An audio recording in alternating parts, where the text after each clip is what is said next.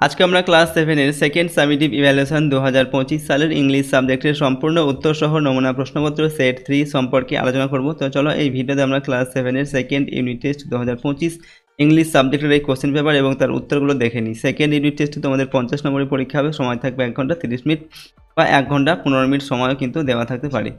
ওকে, তো চলো আমরা এখন এই কোশ্চেন এবং তার উত্তরগুলো দেখে নিই। এবং প্রশ্নোত্তরের পিডিএফ ফাইল আমাদের সহজ লেসন অ্যাপের মধ্যে দেওয়া আছে, অ্যাপের লিঙ্ক ডেসক্রিপশন বক্সে রয়েছে, সেখান থেকে তোমরা অ্যাপটিকে ডাউনলোড করে এই প্রশ্নোত্তরের পিডিএফগুলোকে নিতে পারো। পিডিএফগুলো পেইড কোর্সের মধ্যে দেওয়া থাকবে এবং সেখান থেকে পিডিএফগুলোকে ডাউনলোড করতে পারবে, তার পাশে কিন্তু ভিডিও দেওয়া থাকবে। তো দেখো এই কোশ্চেন পেপারের প্রথমে দেওয়া আছে সেকশন এ রিডিং কম্প্রিহেনশন সিন। একের দিকে বলা হচ্ছে read the following passage and answer the questions given below, অর্থাৎ নিচে একটি প্যাসেজ দেওয়া আছে, সেই প্যাসেজটিকে পড়তে হবে, তারপর তার নিচে যে প্রশ্ন দেওয়া আছে সেগুলোর উত্তর লিখতে হবে। এখানে আমাদের যে প্যাসেজটা lesson 7 Mowgli among the wolves, ঠিক আছে, অর্থাৎ 7 নম্বর লেসন থেকে তুলে দেওয়া হয়েছে প্যাসেজটিকে। দেখো এখানে কি বলা হচ্ছে, টাবাকিউ sat still rejoicing in the mischief that he had done and then he said spitefully, অর্থাৎ এখানে কি বলা হচ্ছে টাবাকিউ sat still। টাবাকিউ বলতে এখানে যে সেই শিয়ালের কথা বলা হয়েছে, সেই শিয়ালটার এখানে নাম দেওয়া হয়েছে টাবাকিউ। তো সে স্থিরভাবে বসে বলল, রিজয়সিং মানে উপভোগ করতে লাগলো, ইন দ্য মিসচিফ যে অনিষ্ট বা যে খারাপ আচরণ, ওকে, দ্যাট হি হ্যাড মেড সে যেটা করেছিল, ঠিক আছে, তার সেটাকে সে উপভোগ করতে লাগলো বা সেটাতে সে আনন্দ পাচ্ছিল আর কি। অ্যান্ড দেন এবং তারপর হি সেড সে বলল স্পাইটফুলি, ওকে, স্পাইটফুলি মানে হচ্ছে এখানে নির্দয়ভাবে বললো আর কি। Shere Khan the big has shifted his hunting grounds. তো শের খান হচ্ছে দ্য বিগ মানে সব থেকে বড়, অর্থাৎ সব থেকে বড় টাইগারের কথা এখানে বলা হচ্ছে। সে কী করছে, হ্যাজ শিফটেড মানে পরিবর্তন করছে কি হিজ হান্টিং গ্রাউন্ডস, তার যে শিকার করা বা শিকার ধরার যে ক্ষেত্র, যে এরিয়ায় সে শিকার ধরে আর কি, সেই এরিয়াতে সে পরিবর্তন করেছে আর কি, অন্য জায়গায় এসেছে। কোথায় এসছে, he will hunt among these hills for the next moon, অর্থাৎ হি উইল হান্ট মানে সে শিকার করবে অ্যামং দিজ হিলস মানে এই পাহাড়গুলোর মধ্যে, এই পাহাড়গুলো দেখুন এই টাবাকি এবং এখানে যে টাইগারের কথা বলা হচ্ছে, ঠিক আছে, ফাদার উলফ আর মাদার উলফ যারা আছে, তো সেইখানেই তারা এখন শিকার ধরবে কে, এই Sher Khan. For the next moon মানে হচ্ছে পরবর্তী যে চাঁদ উঠবে আর কি, ঠিক আছে, সেই সময়। তো হি হ্যাজ টোল্ড মি, অর্থাৎ এরকমই সে আমাকে বলেছেন। এই টাবাকি বলছে কি, যে শের খান তাকে বলেছে এই কথাগুলো, যে সে এই পরবর্তী যে চাঁদ আসছে তখন কি করবে, তারা যে এখন এই যে ফাদার উলফ মাদার উলফ যে জঙ্গলে আছে সেই এরিয়াতে সে শিকার ধরবে আর কি। এরপরে দেখো, Shere Khan was the tiger who lived near the Waingunga river 20 miles away.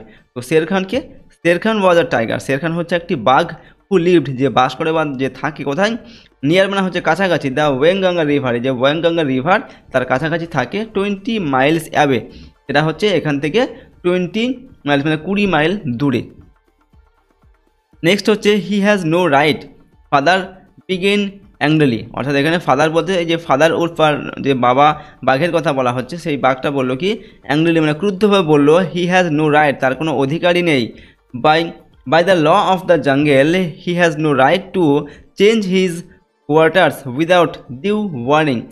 ওকে, তো ফাদার উলফ কি বলছে, যে by the law of the jungle মানে জঙ্গলের যে একটা নিয়ম আছে, ঠিক আছে, সেই নিয়ম বা সেই নিয়মকানুন অনুসারে হি হ্যাজ নো রাইট তার কোনো অধিকারই নেই, টু চেঞ্জ মানে পরিবর্তন করা, হিজ কোয়ার্টার্স, এখানে কোয়ার্টার মানে কি ঘরের রুম হয়, কিন্তু এখানে কোয়ার্টার বলতে তার যে শিকারের যে ক্ষেত্র, যে এরিয়াতে শিকার করে সেই এরিয়াটা তার পরিবর্তন করার কিন্তু কোনো অধিকারই নেই, জঙ্গলের যে একটা নিয়ম আছে সেই নিয়ম অনুসারে। উইদাউট ডিউ ওয়ার্নিং মানে ওয়ার্নিং মানে হচ্ছে কি সতর্ক, অর্থাৎ আগাম থেকেই সতর্ক করার আগে, সতর্ক না দিয়েই বা আগাম থেকে সবাইকে না বলেই তার এইরকমভাবে নিজের যে শিকার করার ক্ষেত্রটা সেটা পরিবর্তন করা কিন্তু জঙ্গলের আইনের বিরুদ্ধে, জঙ্গলের আইনের মধ্যে এটা পড়ে না।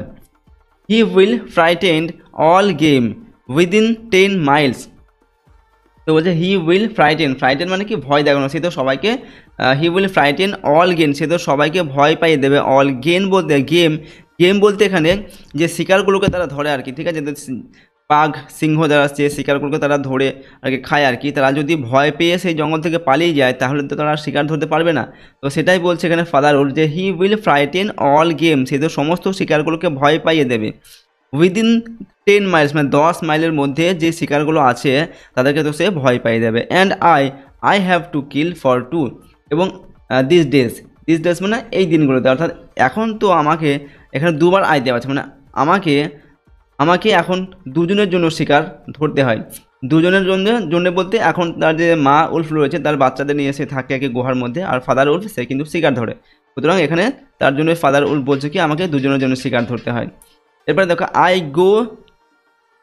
আই গো সেড টাবাকিউ কোয়াইটলি, অর্থাৎ টাবাকিউ শান্তভাবে বললো কি আই গো মানে আমি এখন যাই, অর্থাৎ টাবাকিউ তার যে অনিষ্ট করার যে খারাপ আচরণগুলো করার দরকার ছিল সেগুলো সে করে দিল, ঠিক আছে। তারপরে এবার সে বলছে আমি এখন যাই। You can hear Shere Khan below in the thickets, তো বলছে কি টাবাকিউ বলছে ইউ ক্যান হিয়ার মানে তুমি শুনতে পাবে, শের খান মানে শের খানের যে শব্দ বা আওয়াজ সেটা তুমি শুনতে পাবে, বিলো ইন দ্য থিকেটস, বিলো মানে হচ্ছে নিচে, এখানে থিকেটস বলতে হচ্ছে থিক মানে কি ঘন, ঘন গাছ বা ঘন জঙ্গলের কথা বলা হচ্ছে, অর্থাৎ এই ঘন গাছের মধ্যে বা ঘন জঙ্গলের মধ্যে তুমি কিন্তু শের খানের আওয়াজ সেটা শুনতে পাবে। এটা কে টাবাকিউ এই ফাদার উল্ফকে বলে গেল। নেক্সট দেখো ফাদার উল্ফ লিসেন্ড, অর্থাৎ ফাদার উল্ফ শুনলো, কি শুনলো, and below in the valley that ran down to the river he heard the dry angry snarly whine of a tiger.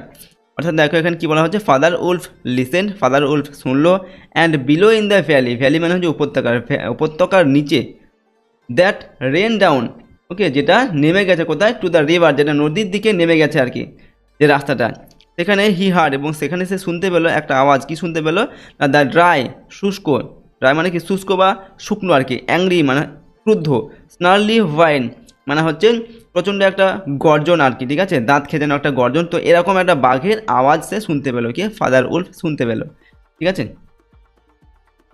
তো দেখো এই পর্যন্তই প্যাসেজটা তোমাদের দেওয়া আছে, এই পর্যন্ত আমরা পড়লাম এবং এর বাংলা অর্থটা এখানে লাইন বাই লাইন অর্থ দেওয়া আছে, তোমরা চাইলে কিন্তু প্রতিটা লাইনের অর্থ এখান থেকে পড়ে নিতে পারো, ওকে।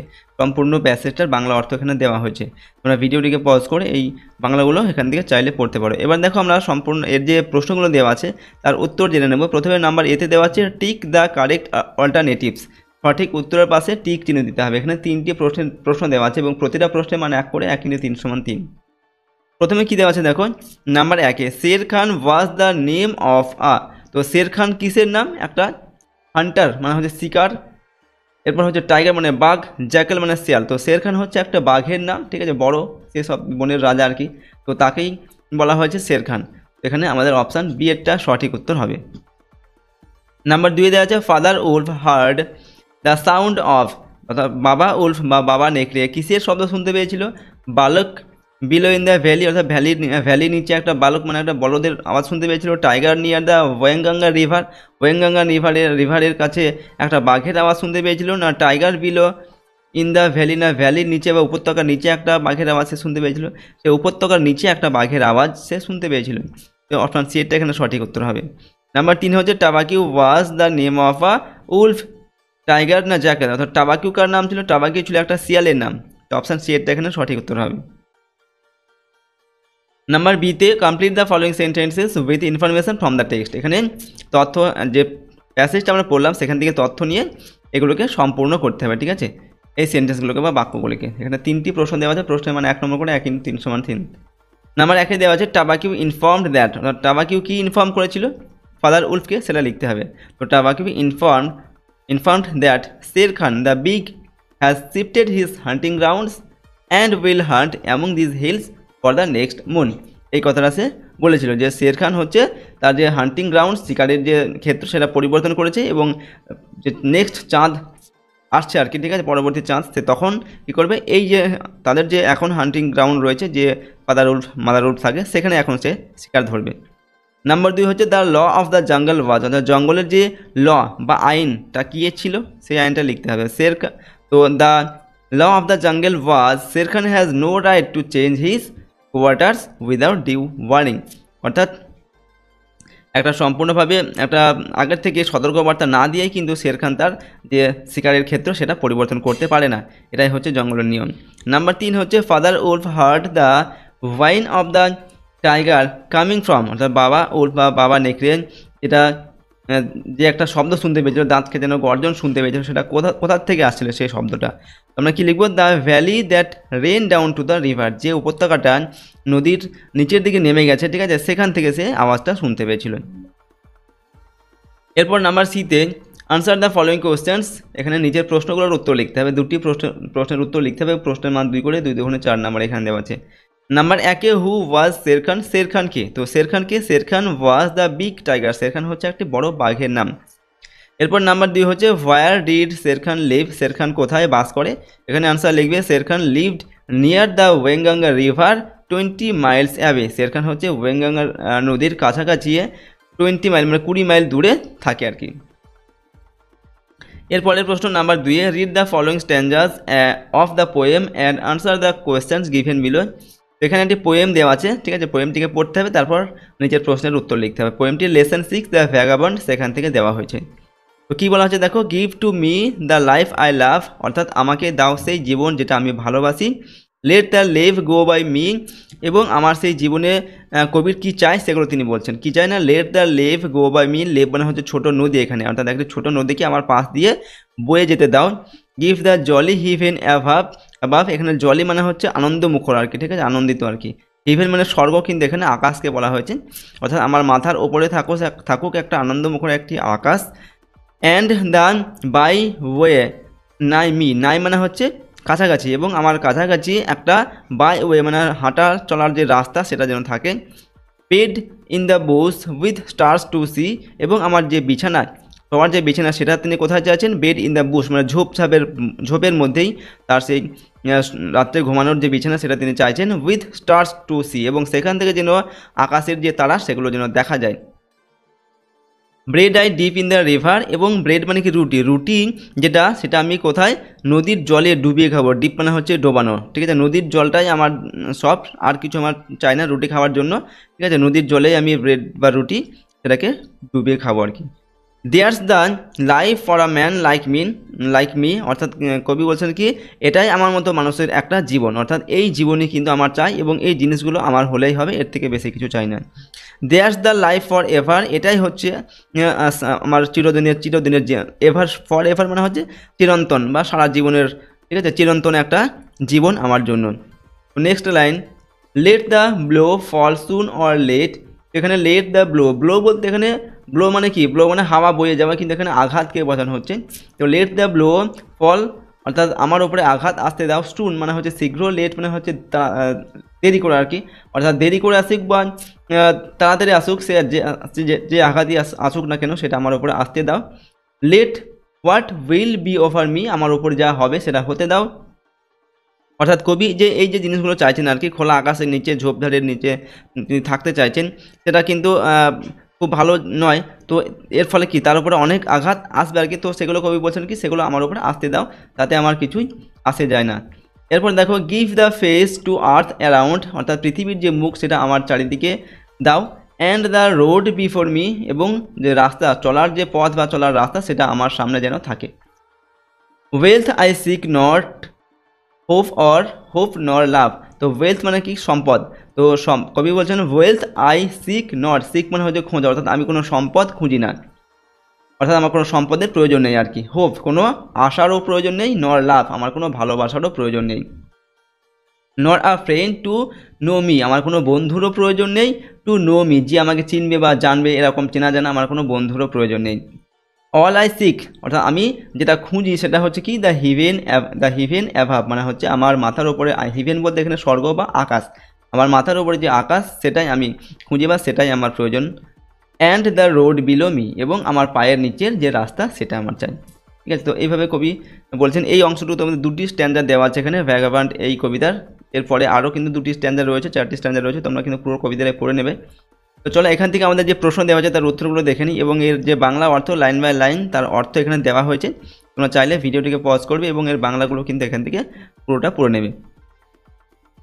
দেখো এখানে প্রথম প্রশ্ন দেওয়া আছে নাম্বার এতে, write T for true and F for false statements, অর্থাৎ সঠিক উত্তর পাশে টি লিখতে হবে, ভুল হলে এফ লিখতে হবে। 5টি প্রশ্ন দেওয়া আছে, প্রশ্নের মানে 1 নম্বর করে 1 × 5 = 5।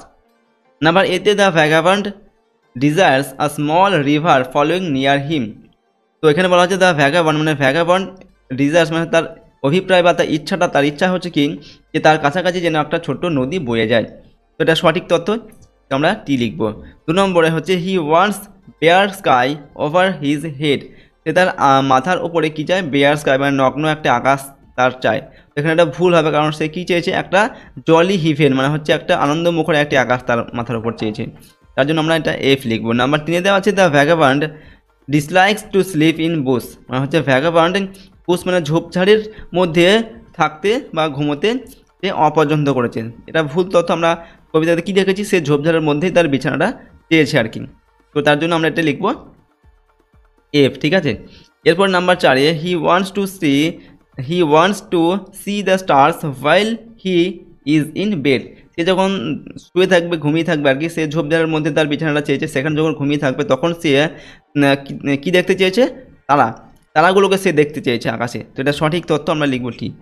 এরপর 5 নম্বর দাগে হি ইজ এগার to get money and love in his life, অর্থাৎ সে তার জীবনে ভালোবাসা এবং টাকা পয়সা এগুলো পেতে চেয়েছে আর কি, এগুলো পাওয়ার সে আগ্রহ প্রকাশ করেছে। ভুল তথ্য, সেগুলো কিছু চায়নি, ঠিক আছে। টাকা পয়সা, ভালোবাসা, হোপ বা আশা সেগুলো তার প্রয়োজন নেই। তো আমরা এটা এফ লিখব। পরের প্রশ্ন দেখব নাম্বার, এখানে দেওয়া আছে রিডিং কম্প্রিহেনশন আনসিন, এখানে একটি আনসিন প্যাসেজ দেওয়া হয়েছে, সেটাকে পড়তে হবে, তারপর উত্তর লিখতে হবে। 3 নম্বর দাগে read the following passage carefully and answer the questions given below, অর্থাৎ নিচের প্যাসেজটি পড়ো এবং তার নিচের যে প্রশ্ন দেওয়া আছে সেগুলোর উত্তর দাও। তো প্যাসেজটি দেখো এখানে কী দেওয়া আছে, Rabindranath Tagore was born in a rich family in Kolkata, অর্থাৎ রবীন্দ্রনাথ ট্যাগর বা রবীন্দ্রনাথ ঠাকুর ওয়াজ বোর্ন মানে জন্মগ্রহণ করেছিলেন, ইন আ রিচ ফ্যামিলি একটা ধনী পরিবার, রিচ মানে হচ্ছে ধনী, ইন কলকাতার একটি ধনী পরিবারে তিনি জন্মগ্রহণ করেছিলেন। From his childhood he এক্সিবিটেড certain uncommon Trends, অর্থাৎ ফ্রম হিজ চাইল্ডহুড মানে হচ্ছে শৈশব থেকেই বা শিশুবেলা থেকে বা ছেলেবেলা থেকে, হি এক্সিবিটেড মানে তিনি প্রদর্শন করেছিলেন কি, সার্টেন মানে হচ্ছে নিশ্চিত, আনকমন মানে হচ্ছে অস্বাভাবিক ট্রেন্ডস, অস্বাভাবিক কিছু প্রবণতা, ছোটোবেলা থেকে তিনি কিছু অস্বাভাবিক প্রবণতা, ঠিক আছে, যেগুলো তিনি প্রকাশ করেছিলেন বা প্রদর্শন করেছিলেন। কী ধরনের অস্বাভাবিক প্রবণতা সেগুলো দেখো, he did not receive formal school education, অর্থাৎ তিনি ডিড নট রিসিভ তিনি গ্রহণ করেননি ফর্মাল স্কুল এডুকেশান, যে ফর্মাল বলতে কি, যেটা আমরা আনুষ্ঠানিকভাবে যে শিক্ষাটা যে আমরা গ্রহণ করি, এডুকেশান মানে শিক্ষা, ঠিক আছে, অর্থাৎ আমরা স্কুলে যাই, কলেজ যাই, ঠিক আছে, বিশ্ববিদ্যালয় বা ইউনিভার্সিটিতে যাই, সেখানে গিয়ে আমরা পড়াশোনা করি। তো এরকম যে আনুষ্ঠানিক শিক্ষা সেটা তিনি গ্রহণ করেননি। He did not like the teaching within the 4 walls of the Pathsala, he did not like তিনি পছন্দ করতেন নাকি, দ্য টিচিং মানে শিক্ষা, উইদিন দ্য 4 ওয়ালস মানে 4 দেওয়ালের মধ্যে, অফ দ্য পাঠশালা বলতে আগে, এখন যেমন স্কুল, আগে পাঠশালা বলা হতো, পাঠশালা ছিল, তো সেই পাঠশালার 4 দেওয়ালের মধ্যে যে শিক্ষা ব্যবস্থা সেটাকে তিনি পছন্দ করতেন না। Rather his mind always wanted to go into the nature under the open sky, rather মানে কি উপরন্তু, তিনি কি চাইতেন, হিজ মাইন্ড মানে তার মন, অলওয়েজ সর্বদা, ওয়ান্টেড মানে চাইতো, টু গো মানে হচ্ছে যেতে, ইনটু দ্য নেচার মানে প্রকৃতির মধ্যে যেতে চাইতো তার মন সবসময় আর কি, under the open sky, under মানে হচ্ছে নিচে, ওপেন স্কাই মানে হচ্ছে খোলা আকাশ, অর্থাৎ তার মন সবসময় খোলা আকাশের নিচে, অর্থাৎ প্রকৃতির মধ্যেই থাকতে চাইতো আর কি, 4 দেওয়ালের ঘেরা মধ্যে তিনি থাকতে চাইতেন না, বা সেখানে তিনি শিক্ষালাভ করতে পছন্দ করতেন না। From his early age he started to write poems, তো ফ্রম মানে হচ্ছে থেকে, হিজ আর্লি এজ তার যে ছোটোবেলা থেকে, অর্থাৎ প্রথম থেকেই তিনি কী করতেন, হি স্টার্টেড তিনি শুরু করেছিলেন, টু রাইট পোয়েমস, ওকে, অর্থাৎ পোয়েমস মানে কি কবিতা, ছোটোবেলা থেকে তিনি কবিতা লিখতে শুরু করেছিলেন। Later he wrote many poems, essays, stories, novels, songs, তো ল্যাটার মানে কি পরবর্তীকালে বা পরে, হি রোড তিনি লিখেছিলেন, ম্যানি মানে হচ্ছে অনেক, পোয়েমস কবিতা লিখেছিলেন, এসেস প্রবন্ধ লিখেছিলেন, স্টোরিজ মানে গল্প লিখেছিলেন, নোভেলস মানে হচ্ছে উপন্যাস লিখেছিলেন, সংস মানে হচ্ছে গান, তো এইগুলো লিখেছিলেন তিনি পরবর্তীকালে। পরেরটা দেখো, in his writing we find different types of characters with their different approach of life, তো এখানে কী বলা হচ্ছে, ইন হিজ রাইটিং তার যে লেখা, সেই লেখার মধ্যে আমরা কী পাই, উই ফাইন্ড মানে আমরা খুঁজে পাই, different types of characters, different মানে হচ্ছে বিভিন্ন রকমের, টাইপস মানে হচ্ছে প্রকার আর কি, তো বিভিন্ন প্রকারের ক্যারেক্টার বা বিভিন্ন প্রকারের চরিত্র আমরা খুঁজে পাই, with their different approach to life, different এবং তাদের বিভিন্ন ধরনের অ্যাপ্রোচ মানে হচ্ছে দৃষ্টিভঙ্গি, টু লাইফ মানে হচ্ছে জীবনে তাদের বিভিন্ন রকমের দৃষ্টিভঙ্গিও রয়েছে, এই যে ক্যারেক্টারগুলো তিনি তার লেখায় ব্যবহার করেছেন সেগুলো। এরপর it is said that Tagore has touched every moment of our life, তো ইট ইজ সেড মানে এটা বলা হয়, দ্যাট যে ট্যাগর হ্যাজ টাচড, মানে ট্যাগর কি, ঠাকুর বা রবীন্দ্রনাথ ঠাকুর স্পর্শ করে আর কি every moment of our life, মানে আমাদের জীবনের প্রত্যেকটা মুহূর্তকেই স্পর্শ করে আর কি। তার যে লেখাগুলো আমরা যখন পড়ি তখন সেগুলো কিন্তু সব জিনিস প্রতিটা মুহূর্তেই আমাদের জীবনকে ছুঁয়ে যায় এরকম। He won the Nobel prize in literature for his Gitanjali in 1913। তো হি ওন মানে তিনি জিতেছিলেন বা পেয়েছিলেন আর কি দ্য নোবেল প্রাইজ, অর্থাৎ নোবেল পুরস্কার তিনি পেয়েছিলেন ইন লিটারেচার অর্থাৎ সাহিত্যে, ফর হিজ গীতাঞ্জলি, তার গীতাঞ্জলি লেখার জন্য ইন 1930 1913 খ্রিস্টাব্দে। তো 1913 খ্রিস্টাব্দে গীতাঞ্জলির জন্য সাহিত্যের যে গীতাঞ্জলি তিনি রচনা করেছিলেন ঠিক আছে, তার জন্য তিনি নোবেল পুরস্কার পেয়েছিলেন। He also participated in the Indian freedom movement and protested against the torture of the British। তো হি অলসো পার্টিসিপেটেড, তিনি অংশগ্রহণ করেছেন কোথায়, in the Indian freedom movement, ভারতীয় যে স্বাধীনতা সংগ্রাম সেখানেও তিনি অংশগ্রহণ করেছিলেন, অ্যান্ড প্রোটেস্টেড এবং প্রতিবাদ করেছিলেন, against the torture of the British, এবং ব্রিটিশদের যে অত্যাচার, টর্চার মানে অত্যাচার, সেই অত্যাচারের বিরুদ্ধে, এগেনস্ট মানে হচ্ছে বিরুদ্ধে, তো ব্রিটিশদের সেই অত্যাচারের বিরুদ্ধেও তিনি প্রতিবাদ জানিয়েছিলেন এবং স্বাধীনতা সংগ্রামে তিনি অংশগ্রহণ করেছিলেন। In a very important time Tagore realized the necessity of learning English language, but at the same time he gave emphasis on our mother tongue too। এখানে বলা হচ্ছে কি, দেখো in a very important time মানে একটা গুরুত্বপূর্ণ সময়ে ট্যাগর বা রবীন্দ্রনাথ ঠাকুর বুঝতে পেরেছিলেন, রিয়েলাইজড মানে বুঝতে পেরেছিলেন, দ্য নেসেসিটি মানে হচ্ছে প্রয়োজনীয়তা, অফ লার্নিং ইংলিশ ল্যাঙ্গুয়েজ অর্থাৎ ইংলিশ ভাষা শেখার যে প্রয়োজনীয়তা সেটা তিনি বুঝতে পেরেছিলেন। বাট কিন্তু অ্যাট দ্য সেম টাইম মানে সেই একই সময়ে হি গেভ এমফ্যাসিস, তিনি জোর দিয়েছিলেন, এমফ্যাসিস মানে হচ্ছে জোর দেওয়া, তিনি জোর দিয়েছিলেন কার ওপর, অন আওয়ার মাদার টাং আমাদের যে মাতৃভাষা, on our mother tongue to মানে হচ্ছে আমাদের যে মাতৃভাষা অর্থাৎ বাংলা ভাষা তার উপরেও তিনি জোর দিয়েছিলেন। অর্থাৎ শুধু ইংরেজিটাকেই তিনি যে শিখতে বলেছেন তা নয়, অর্থাৎ ইংরেজি শেখার পাশাপাশি আমাদের মাতৃভাষার উপরেও তিনি জোর দিতে বলেছিলেন আর কি। He did many things to spread education, অর্থাৎ হি ডিড মানে তিনি করেছিলেন, ম্যানি থিংস মানে অনেক জিনিস তিনি করেছিলেন, টু স্প্রেড এডুকেশান মানে শিক্ষা, এডুকেশান মানে শিক্ষা, স্প্রেড মানে হচ্ছে বিস্তার করা, অর্থাৎ শিক্ষাটাকে বিস্তার করার জন্য তিনি অনেক জিনিসই করেছিলেন।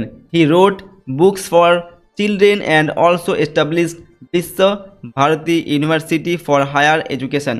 তো হি রোড মানে তিনি লিখেছিলেন, রোড মানে হচ্ছে লিখেছিলেন, রাইট থেকে রোড, তিনি লিখেছিলেন কি, বুকস ফর চিলড্রেন মানে শিশুদের জন্য তিনি বই লিখেছিলেন, অ্যান্ড অলসো এস্টাবলিশ মানে হচ্ছে প্রতিষ্ঠা করা বা স্থাপন করা, তিনি স্থাপন করেছিলেন কি, বিশ্ব ভারতী ইউনিভার্সিটি, যে বিশ্বভারতী ইউনিভার্সিটি বা বিশ্বভারতী যে বিশ্ববিদ্যালয় সেটা তিনি স্থাপন করেছিলেন, ফর হায়ার এডুকেশন অর্থাৎ উচ্চ শিক্ষার জন্য, হায়ার মানে হচ্ছে উচ্চ, এডুকেশন মানে শিক্ষা, তো উচ্চ শিক্ষার জন্য তিনি যেমন বিশ্বভারতী এটা প্রতিষ্ঠা করেছিলেন, তেমনি শিশুদের জন্য তিনি অনেক বইও লিখেছিলেন।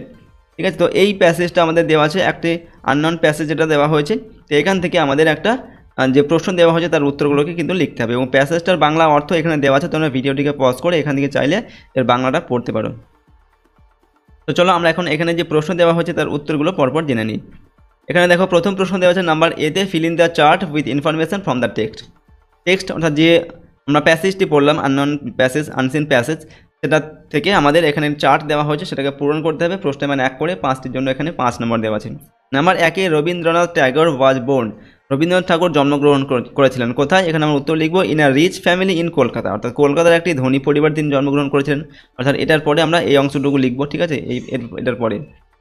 Number 2, Tagore did not receive formal school education, অর্থাৎ রবীন্দ্রনাথ ঠাকুর যে ফর্মাল স্কুল এডুকেশন সেটা তিনি গ্রহণ করেননি, কারণটা কি হচ্ছে, because he did not like the teaching within the 4 walls of the পাঠশালা, অর্থাৎ পাঠশালার 4 দেওয়ালের মধ্যে তিনি যে শিক্ষা দেওয়ার ব্যবস্থা সেটাকে তিনি পছন্দ করতেন না। নাম্বার 3 হচ্ছে Tagore won the Nobel prize, Rabindranath Thakur যে নোবেল পুরস্কার পেয়েছিলেন কোথায় বা কবে, in literature for his Gitanjali in 1913, 1913 খ্রিস্টাব্দে গীতাঞ্জলির জন্য তিনি সাহিত্যে গীতাঞ্জলির জন্য তিনি নোবেল পুরস্কার পেয়েছিলেন। 4 নম্বর দাগে, ট্যাগর রোড অর্থাৎ রবীন্দ্রনাথ ঠাকুর লিখেছিলেন কি, many poems, essays, stories, novel, songs, এগুলো লিখেছিলেন, ঠিক আছে, অনেক কবিতা, তারপর হচ্ছে এসেজ মানে প্রবন্ধ, স্টোরিজ মানে গল্প, নোভেলস উপন্যাস, সংস মানে হচ্ছে গান, এগুলো তিনি লিখেছিলেন।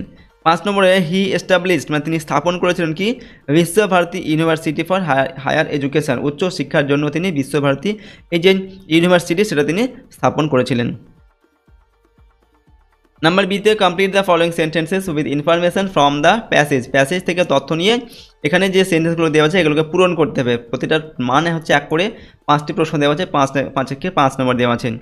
প্রথমে দেওয়া আছে Tagore started to write poems from, অর্থাৎ রবীন্দ্রনাথ ঠাকুর এই যে কবিতা লিখতে শুরু করেছিলেন কখন থেকে শুরু করেছিলেন, আ ভেরি আর্লি এজ মানে খুব অল্প বয়স থেকেই তিনি কবিতা লিখতে শুরু করেছিলেন। নাম্বার 2 দেওয়া আছে in his childhood Tagore did not like, শৈশব থেকেই রবীন্দ্রনাথ ঠাকুর কি পছন্দ করতেন না, teaching within the 4 walls of the পাঠশালার 4 দেওয়ালের মধ্যে যে শিক্ষা ব্যবস্থা সেটা তিনি পছন্দ করতেন না। Number 3 Tagore won the Nobel prize for, Rabindranath Thakur Nobel prize পেয়েছিলেন কিসের জন্য, ফর হিজ গীতাঞ্জলি ইন 1913, 1913 খ্রিস্টাব্দে গীতাঞ্জলির জন্য তিনি নোবেল পুরস্কার পেয়েছিলেন। Number 4 Tagore realised the necessity for learning both, Rabindranath Thakur শিক্ষার জন্য যে প্রয়োজনীয়তাটা তিনি বুঝতে পেরেছিলেন সেটা কি, both English and mother tongue, অর্থাৎ ইংলিশ এবং মাতৃভাষা দুটোরই প্রয়োজনীয়তা তিনি অনুভব করেছিলেন, অর্থাৎ দুটোই শেখার প্রয়োজন এটাই তিনি অনুভব করেছিলেন বা বুঝতে পেরেছিলেন। 5 নম্বর হচ্ছে হি প্রোটেস্টেড অ্যাগেনস্ট, তিনি প্রতিবাদ জানিয়েছিলেন কিসের বিরুদ্ধে, the torture of the British মানে ব্রিটিশদের যে অত্যাচার তার বিরুদ্ধে তিনি প্রতিবাদ জানিয়েছিলেন। নাম্বার সিতে write T for true and F for false statements in the given boxes, অর্থাৎ এখানে সঠিক হলে টি লিখতে হবে, ভুল হলে এফ লিখতে হবে। ডান দিকে আমাদের একটা করে বক্স দেওয়া থাকবে, সেই বক্সের মধ্যে টি অথবা এফ লিখতে হবে, ঠিক আছে, টি অথবা এফ লিখতে হবে। তো দেখো আমরা এগুলো করছি, প্রতিটা প্রশ্নের মান এখানে 1 করে 5টির জন্য 5 নম্বর দেওয়া আছে। প্রথমে দেওয়া আছে number 1 Tagore wrote only a few poems, তো রবীন্দ্রনাথ ঠাকুর মাত্র কয়েকটা কবিতা লিখেছিলেন, এখানে যেটা দেওয়া আছে এটা ভুল তথ্য, তিনি ম্যানি পোয়েমস মানে অনেক কবিতা লিখেছিলেন, তার জন্য আমাদের এটা কী হবে, এফ হবে। নাম্বার 2 হচ্ছে Tagore did not leave any moment of our life untouched, দেখো এখানে আমরা যে লাইনটা পেয়েছিলাম তার ঠিক উল্টোটা দেওয়া আছে এখানে, Tagore did not leave any moment of our life untouched, অর্থাৎ রবীন্দ্রনাথ ঠাকুর আমাদের জীবনের কোনো কিছুকেই মানে ত্যাগ করেননি যেটা কি আমাদের স্পর্শ করে না আর কি, অর্থাৎ রবীন্দ্রনাথ ঠাকুরের সমস্ত লেখাই আমাদের জীবনকে স্পর্শ করে, এটাই হচ্ছে এর অর্থ। তার জন্য আমাদের এটা ঠিক হবে যেটা আমরা পেয়েছিলাম আর কি প্যাসেজের মধ্যে। নাম্বার 3 দেওয়া আছে Tagore was born in a poor family, Rabindranath Thakur একটা দরিদ্র পরিবারে জন্মগ্রহণ করেছিলেন, এটা ভুল তথ্য, তিনি একটা রিচ পরিবারে বা রিচ ফ্যামিলিতে জন্মগ্রহণ করেছিলেন, ঠিক আছে। Number 4 Tagore took part in the freedom movement of India, অর্থাৎ রবীন্দ্রনাথ ঠাকুর ভারতবর্ষের স্বাধীনতা সংগ্রামে অংশগ্রহণ করেছিলেন, এটা সঠিক তথ্য, আমরা লিখেছি টি। এরপরের প্রশ্ন দেখো number 5 Tagore received formal education, অর্থাৎ রবীন্দ্রনাথ ঠাকুর যে ফর্মাল যে এডুকেশন বা আনুষ্ঠানিক যে শিক্ষা ব্যবস্থা সেটা তিনি গ্রহণ করেছিলেন, তো ভুল তথ্য, তিনি কোনো আনুষ্ঠানিক শিক্ষা ব্যবস্থা গ্রহণ করেননি, তো এটা হবে আমাদের এফ। পরের প্রশ্ন দেখো section B grammar and vocabulary, number 4 এতে ডু অ্যাজ ডিরেক্টেড নির্দেশ অনুসারে কাজ করতে হবে, এখানে প্রশ্নের মান 1 করে, দুটির জন্য 2 নম্বর এখানে দেওয়া আছে। তো নাম্বার 1 তরুণ দেওয়া আছে এখানে dash rise or rises early in the morning, choose the correct verb form, এখানে দুটো ভার্ব দেওয়া আছে, সঠিক ভার্বটা এখানে লিখতে হবে। তো তরুণের পরে কোনটা হবে, রাইজ হবে না রাইজেস হবে, তা তরুণ সকাল সকাল ঘুম থেকে ওঠে আর কি, এখানে তরুণ এটা হচ্ছে 3rd পারসন সিঙ্গুলার নাম্বার, এটা একটা সিঙ্গেল সাবজেক্ট বোঝাচ্ছে, ঠিক আছে, সিঙ্গুলার নাম্বার, তার জন্য এখানে কিন্তু ভার্বের এটা যেহেতু প্রেজেন্ট ইনডেফিনাইট টেন্স, তো ভার্বের সঙ্গে এস যোগ অর্থাৎ রাইজেস হবে, তো Tarun rises early in the morning, Tarun সকাল সকাল ঘুম থেকে ওঠেন। Number 2 she was painting a landscape change into present continuous tense, এটাকে প্রেজেন্ট কন্টিনিউয়াস টেন্সে লিখতে হবে, এটা পাস্ট কন্টিনিউয়াস টেন্সে দেওয়া আছে, ওয়াজ এটা পাস্ট টেন্সের ফর্ম, ঠিক আছে, এখানে প্রেজেন্ট টেন্সে লিখতে হবে। তো কী হবে এখানে ওয়াজের জায়গায় কী হবে, ইজ হবে, ইজ হচ্ছে প্রেজেন্ট টেন্সের ফর্ম, তো she is painting a landscape, সে একটি ছবি, ল্যান্ডস্কেপ মানে হচ্ছে স্থলচিত্র আর কি, স্থলভাগের একটা চিত্র, সেরকম একটা সে চিত্র আঁকছে, আর এটা হচ্ছে আঁকছিল, পাস্ট টেন্সে দেওয়া ছিল, এটাকে আমরা প্রেজেন্ট টেন্সে লিখলাম, প্রেজেন্ট কন্টিনিউয়াস টেন্সে। নাম্বার বিতে use appropriate suffix and prefix with the words in the brackets, তো এখানে এই যে শব্দগুলো দেওয়া আছে ব্র্যাকেটের মধ্যে, এই শব্দগুলোর এই ওয়ার্ডগুলোর সাফিক্স অথবা প্রেফিক্স যোগ করে লিখতে হবে। সাফিক্স মানে হচ্ছে এর পরে কয়েকটা লেটার যোগ করতে হবে কাইন্ডের পরে, আর প্রেফিক্স বলতে আগে কয়েকটা লেটার যোগ করে নতুন শব্দ তৈরি করে এই শূন্যস্থানে বসাতে হবে। এবং প্রশ্নের মান 1 নম্বর করে, দুটির জন্য এখানে 2 নম্বর দেওয়া আছে, ঠিক আছে। নাম্বার 1 কি দেওয়া আছে, the teacher shows his dash, এখানে দেওয়া আছে কাইন্ড টু হিজ স্টুডেন্টস। এখানে কাইন্ড কি হবে, কাইন্ড মানে হচ্ছে দয়া, তো কাইন্ডনেস হবে এখানে, ঠিক আছে, kindness. The teacher shows his kindness to his student, অর্থাৎ শিক্ষক মহাশয় তার ছাত্রছাত্রীদের প্রতি কাইন্ডনেস মানে খুব দয়ালু, ঠিক আছে, দয়ালু ভাব দেখানো এরকম আর কি। Number 2, students should not be, এখানে রেগুলার দেওয়া আছে ইন ক্লাস, তো কী হবে, students should not be irregular. এখানে দেখো আই হবে এবং তার পাশে এখানে সিঙ্গেল আর আছে, এখানে ডাবল আর হবে, IRREGULAR। তো ইরেগুলার ইন ক্লাস, অর্থাৎ ছাত্রছাত্রীদের ক্লাসে ইরেগুলার মানে অনিয়মিত থাকা উচিত নয়। Number 3, complete the chart with the past and past participle form of given verbs. এখানে যে ভার্বগুলো দেওয়া আছে এগুলো পাস্ট ফর্ম আর পাস্ট পার্টিসিপেল ফর্মগুলো লিখতে হবে। দুটি প্রশ্ন দেওয়া আছে, প্রশ্নের মানে 1 করে 1 × 2 = 2। প্রথমটা কি দেওয়া আছে, ব্রেক। ব্রেক মানে কি, ভেঙে ফেলা বা ভাঙা। তো ব্রেকের পাস্ট টেন্স আর পাস্ট পার্টিসিপেল কি, ব্রেকের পাস্ট হচ্ছে ব্রোক আর পাস্ট পার্টিসিপেল হচ্ছে ব্রোকেন। তো ব্রেক, ব্রোক, ব্রোকেন, এখানে হবে ব্রোক, এখানে হবে ব্রোকেন। Number 2, drink. ড্রিঙ্কের পাস্ট আর পাস্ট পার্টিসিপেল কী হবে, ড্রিঙ্ক, এটা হবে ড্রাঙ্ক। তো ড্রিঙ্ক, DRANK ড্রিঙ্ক আর DRUNK ড্রাঙ্ক, এরকম লিখতে হবে। নাম্বার ডি হচ্ছে fill in the blanks with the correct form of the verbs. এখানে এই যে ভার্বগুলোর সঠিক ফর্মগুলোকে ব্যবহার করতে হবে, কোনটা হবে এখানটায়।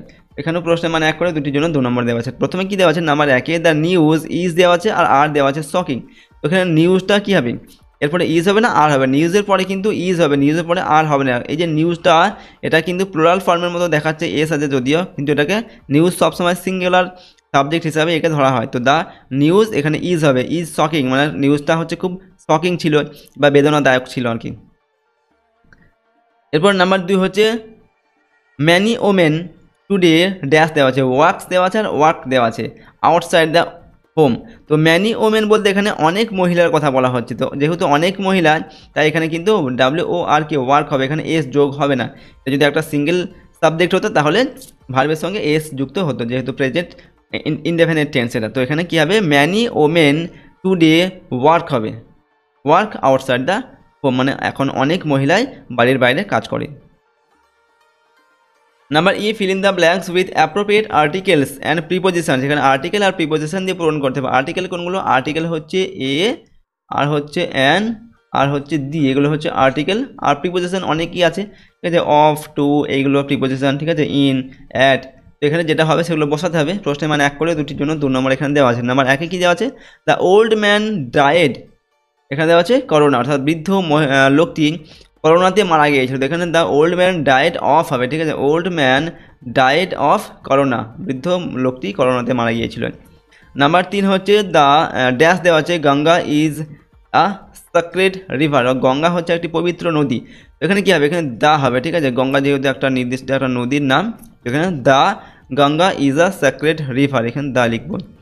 এরপর হচ্ছে সেকশন সি, রাইটিং স্কিল। এখানে কী দেওয়া আছে দেখো, নাম্বার 5-এ write an application letter to the headmaster of your school requesting for a leave on account of marriage ceremony at your home.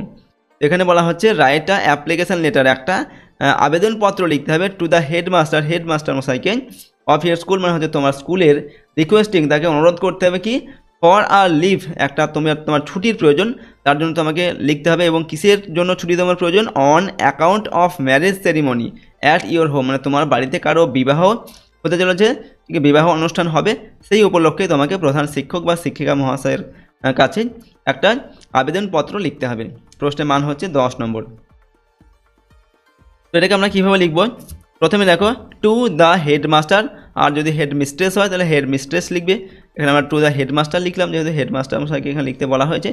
তারপর দেখো এখানে name and address of the school, এখানে নিজের স্কুলের নাম এবং নিজের স্কুলের যে ঠিকানা সেটা এখানটা লিখবে, ঠিক আছে। তোমরা আমি এখানটা লিখিনি, ঠিক আছে, কোনো স্কুলের নাম বা কোনো স্কুলের ঠিকানা, তোমরা নিজের স্কুলের নাম লিখবে, তারপর নিজের স্কুলের ঠিকানাটা এখানটা লিখবে। এরপর দেখো আমরা লিখছি সাবজেক্টটা কি আমাদের, leave for 3 days on account of my sister's marriage, আমার বোনের বিয়ের জন্য 3 দিনের ছুটির আবেদনপত্র এটা, ঠিক আছে। এটা হচ্ছে আমাদের সাবজেক্টে।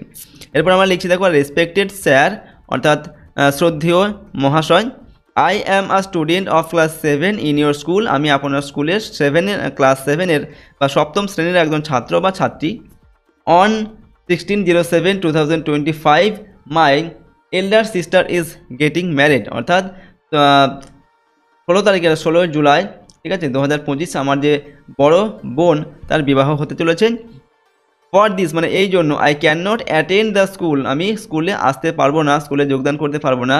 ফ্রম 15/07/2025 টু 17/07/2025, অর্থাৎ 15 তারিখ থেকে 17 তারিখ পর্যন্ত আমি স্কুলে আসতে পারবো না।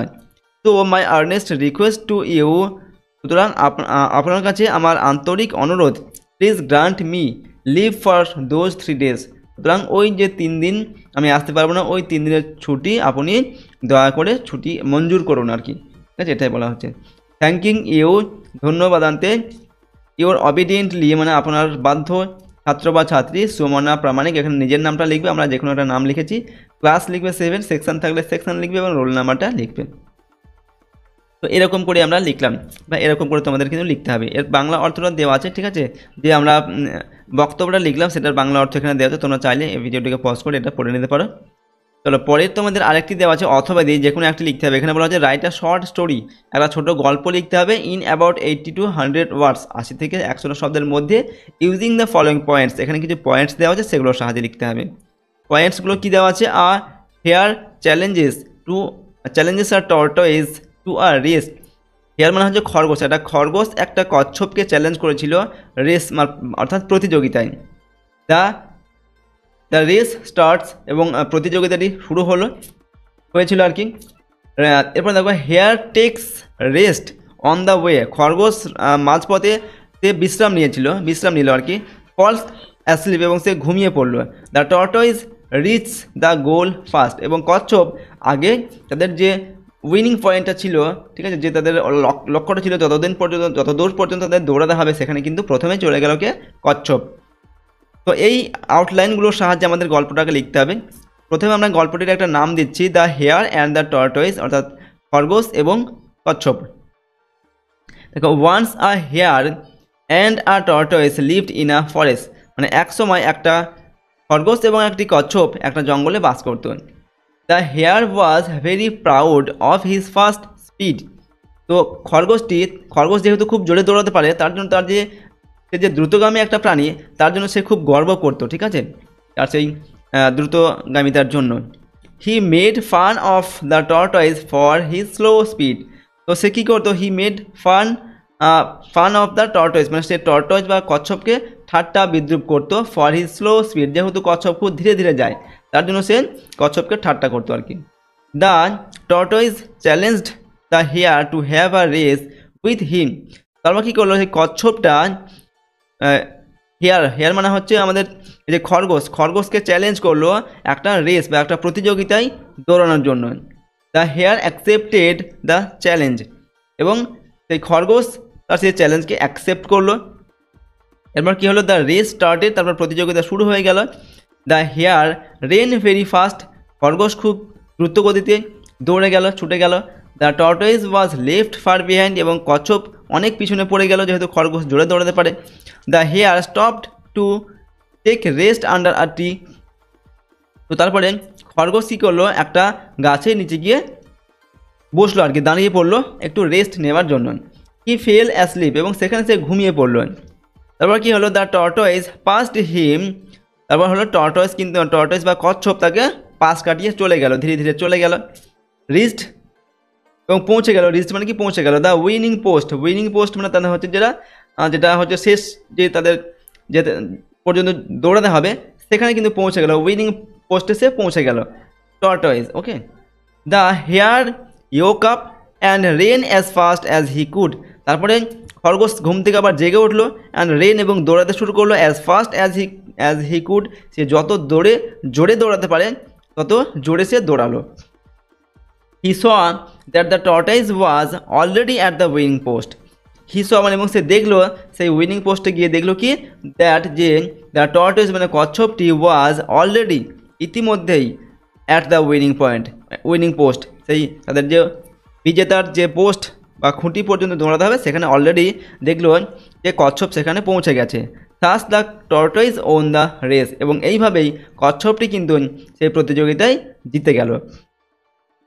তো এখানে মোরাল বা নীতি কথা দেখুন, slow and steady win the race, অর্থাৎ স্লো মানে ধীরে দৌড়াও, কিন্তু স্টেডি মানে সেটাকে কন্টিনিউ করতে হবে, মাঝপথে থেমে গেলে হবে না।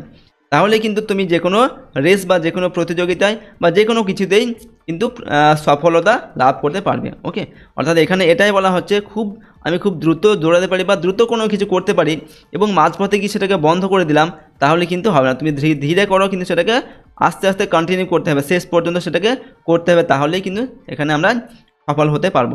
এটাই হচ্ছে এই গল্পের মূল বক্তব্য। তো দেখো এই গল্পটির বাংলা অর্থ আমাদের এখানে দেওয়া আছে, তোমরা চাইলে ভিডিওটিকে পজ করে বাংলাটিকে পড়ে নিতে পারো, ঠিক আছে। তো এই ভিডিওতে আমরা তোমাদের ক্লাস 7-এর সেকেন্ড সামেটিভ ইভ্যালুয়েশন 2025 সালের ইংলিশ সাবজেক্টের একটি মডেল কোশ্চেন পেপারের উত্তর আলোচনা করলাম। প্রশ্নোত্তরগুলো অবশ্যই তোমরা ভালোভাবে প্র্যাকটিস করে নেবে, সেই সঙ্গে তোমাদের সিলেবাসের মধ্যে যে লেসনগুলো রয়েছে সেগুলো অবশ্যই তোমরা ভালোভাবে পড়বে, ঠিক আছে, এবং অ্যাক্টিভিটি গ্রামার যেগুলো রয়েছে সেগুলো খুব ভালোভাবে কিন্তু প্র্যাকটিস করে নেবে।